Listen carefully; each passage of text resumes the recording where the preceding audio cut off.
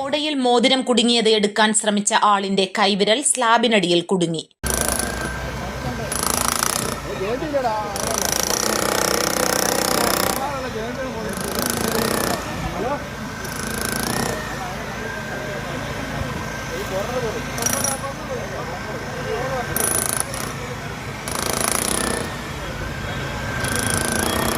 വിരൽ ഊരിയെടുത്തപ്പോൾ മോതിരം ഓടയിൽ വീണു. പത്തനംതിട്ട പ്രസ് ക്ലബിന് മുന്നിലാണ് സംഭവം.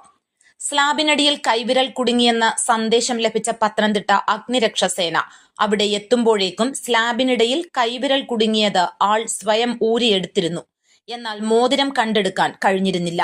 തുടർന്ന് അഗ്നിരക്ഷാസേന സ്ലാബ് മാറ്റി മോതിരം എടുത്തു നൽകി. Senior fire and rescue officer ദില്ലുവിന്റെ നേതൃത്വത്തിലുള്ള സംഘമാണ് പ്രവർത്തനം നടത്തിയത്. News bureau, Pathanamthitta.